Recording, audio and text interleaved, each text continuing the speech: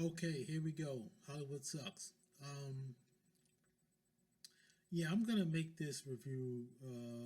It's a quick review. I'm gonna make it because there's not much to talk about. This movie, Six Underground, is basically the biggest, this maybe the most fun dumb movie I've seen all year. Now let me explain. I've watched this movie twice. I saw it yesterday, and I know this is a Michael Bay film, and Ryan Reynolds is starring in it. But I realized watching this movie twice that this movie is really, just really stupid. The premise of it is not really anything new, but it's just, but it's not the premise that's the problem.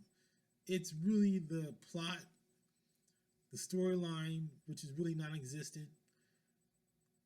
It's a very stupid movie, but it's a very fun movie. I have to admit, like, it's one of these movies where you just have to turn off your brain and throw logic out the window. You know, I mean, it's really. I mean, as far as the action scenes are pretty decent. But if you're looking for a whole decent, a whole complete story, actions packed story, you're not gonna get it.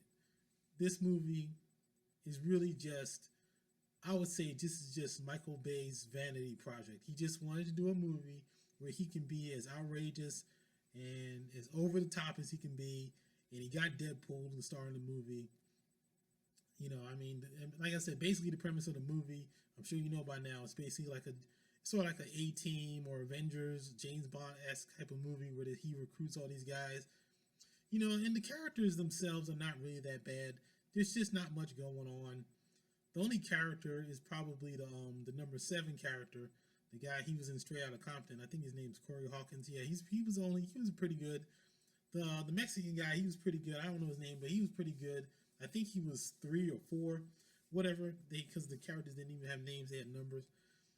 Ryan Reynolds, I just felt like he didn't really belong in this movie. I felt like even though he was funny and he was good in it, I felt like they should have got someone like Keanu Reeves, because the whole idea is that he's supposed to be recruiting these people to fight bad guys. And I'm like, yeah, but you're goofballing through the whole goddamn thing. So it's like maybe you should have got someone like Keanu Reeves. He could have took the role. I would have took him more seriously as a recruiter. I don't because like when you think of something like the Avengers, one of the things that I did like about that movie was that Samuel Jackson is Nick Fury as the recruiter. You took him seriously, and he was a badass. Ryan Reynolds is all goofy and comical as usual. He's basically playing himself. But yeah, I felt like if he'd have toned it down a little bit more and been more serious, I would have took the whole premise seriously. I don't take the premise of this movie seriously, but like I said, it's a dumb movie. There's a whole bunch of plot holes in things that don't make any sense, and in motivations that aren't really fleshed out. But like I said, it's the best dumb movie I've seen all year.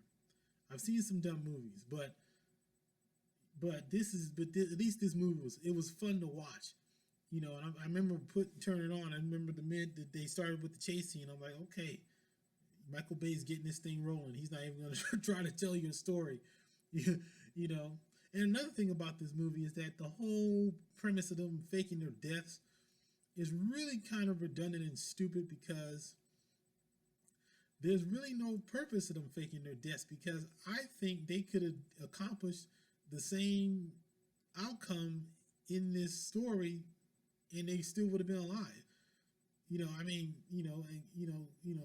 Spoiler alert, they overthrow the bad guy and replace him with his brother. I'm like, well, the CIA does shit like that all the time. And Ryan Reynolds, his character is a billionaire. If that's what he really wanted, he could have signed up for the CIA. Or he could have or he could have paid somebody for the CIA to do that if that's what he really wanted to do. I don't know. I'm not going to get into all that. Anyway, the point is, bottom line, the action movie wise, I give it like a 4. Story, character, plot wise, I give it about a 4. Don't expect anything, revolutionary in this. Just expect a lot of explosions, a lot, lot of shootouts, a lot of dead bodies, a lot of jokes. that's another thing. The tone about this movie was so off. It was like 1 minute it wanted to be serious, then the next minute it was goofy again, and it was all over the place. I don't know. To me, this was just a vanity project, and I don't know. Like I said, I'll probably just watch it again for the fight scene. I mean, for the chase scene and the shootouts that they have. Like I think there's a scene in Hong Kong, and then there's another scene at the end where he throws the magnet around. I mean, this stuff is fun to watch, but like I said, this is from Michael Bay. This is from Mr. Transformers himself.